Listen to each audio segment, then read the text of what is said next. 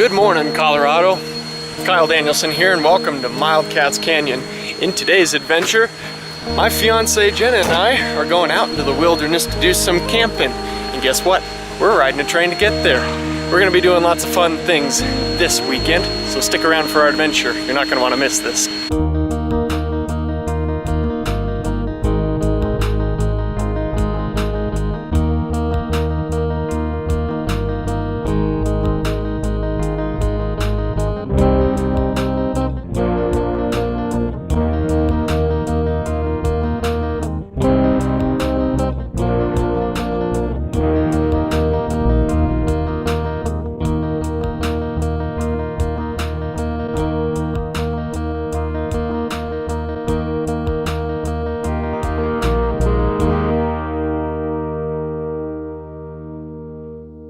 Alright, with the steam engine departed, we'll be getting on our golden chariot.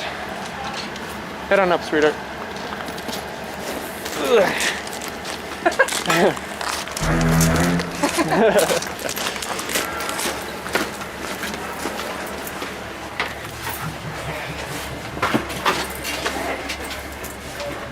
So this old coach has a nifty trick to it.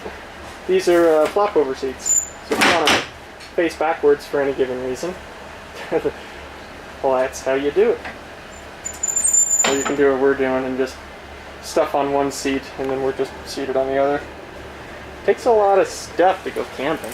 So this old car, number 319, I believe is in an 1880s or 1890s built coach, remodeled in the 1930s for the San Juan Express. Lots of cool history in this car, and it was recently redone by our car shop, and so it still looks brand spanking new.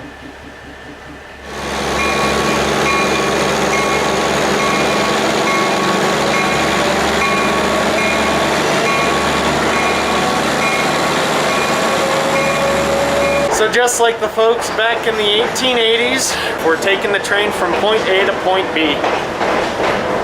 God, I love this place. So I mentioned it a little earlier, but I'll say it again. This beautiful woman right here is my fiance. We're getting married later on this year. It's super fun, super exciting.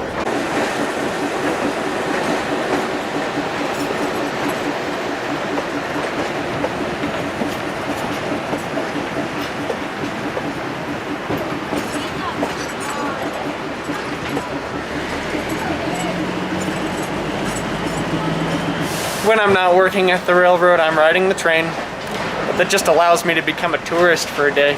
Heck, even with the masks, my own roommate didn't even recognize me, which was hilarious. It's okay, I like that. So you guys have seen this particular section of the line before numerous times, but I'll explain a little bit of it now that we've got the time. This is what we refer to as the High Line.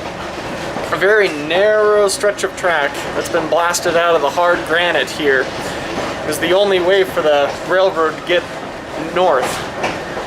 This portion of the line was constructed in the winter of 1881 and supposedly took 3 months to blast because the rock was so hard. Going over it on these little trains and still seemingly hanging out over the cliff kind of gives you a fond appreciation for the contractors that built it in those days.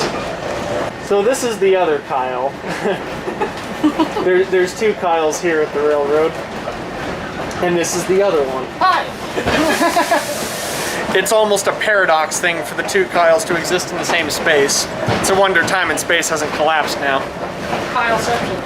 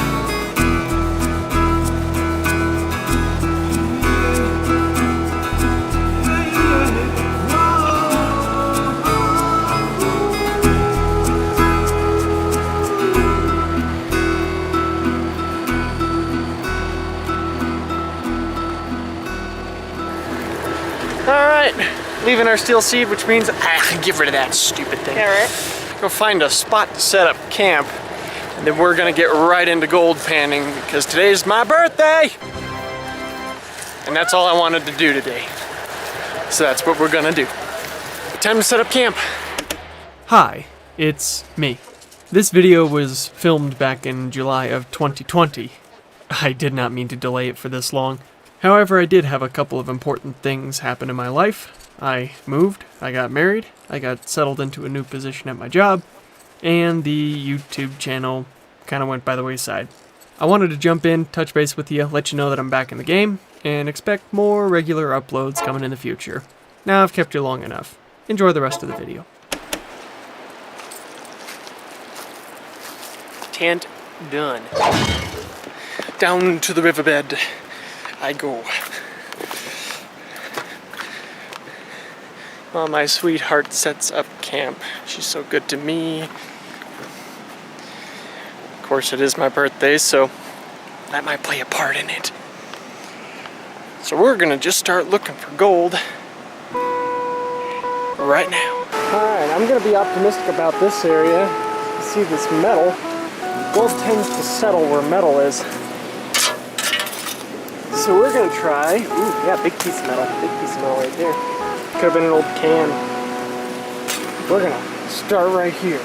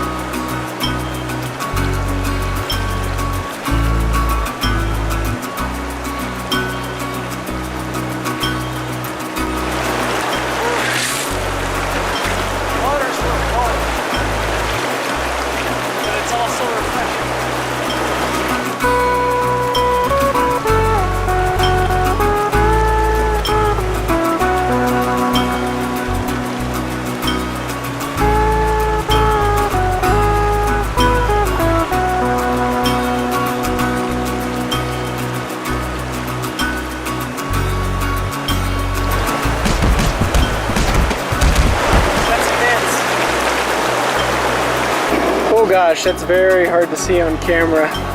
But you can see a little piece of gold there. There's tiny, tiny little bits all lining the top of that. From what little experience that I've had panning the Animas River, there's not a whole lot, at least when it comes to the big stuff. You're looking for really fine gold. So the possibility of finding a gold nugget in the Animas River is very, very slim, unfortunately. But every gram eventually adds up to an ounce.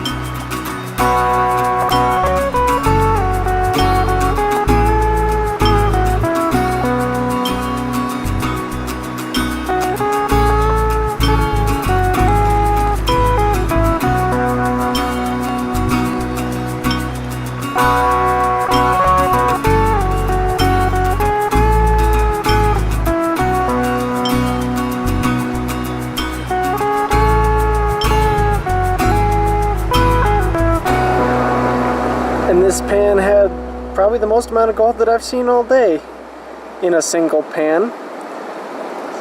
So working in the roots is good, even though it's really hard to do. And I pulled a dumb move. There's my sweetheart down there.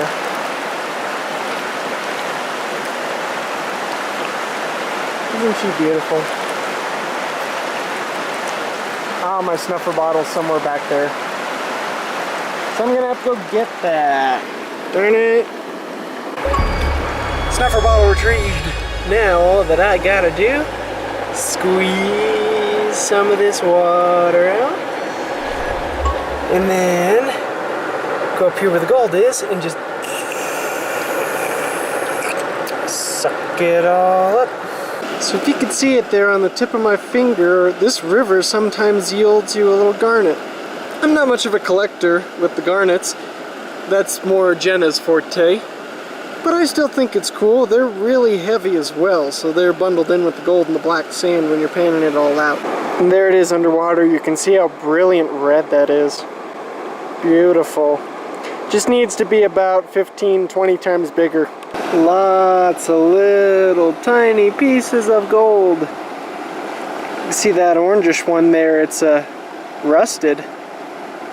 That's very cool. It almost looks like copper gold or rose gold, but it's just rusty. I see smoke down the canyon. Means we'll be hearing a train whistle off here pretty soon.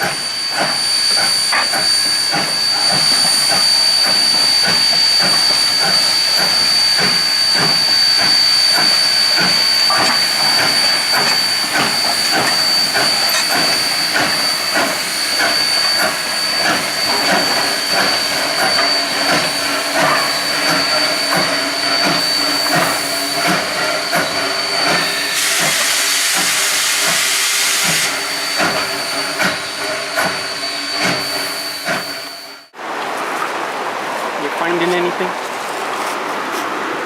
I'm still working on it. Oh, sorry. So look who joined me. Hi. I was having better luck up here, and she wanted to be closer to me, so Of course. established herself right next to my hole. So hopefully she'll find just as much good stuff as I am. I hope. Nice little line of gold. Been having good fortune today. Haven't had a single pan that didn't have any gold in it. There's all the other stuff, some black sands in between, but yeah, right up there. Whoop. Little bit of gold. And we put a dent in it. A big old dent. All those lightly colored, dirty looking rocks up there came right out of that hole. We're about finished up for the day. Not gonna do a whole lot more. So we're gonna finish cleaning up our stuffs. We're gonna head back to camp.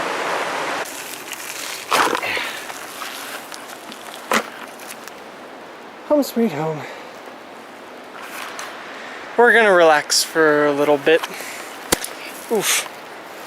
Enjoy each other's company. Make some dinner and then probably crash for the night. So we're tired. We're tired. I'm gonna scoot away. Oh. That was fast. The flame is virtually invisible, but it is hot.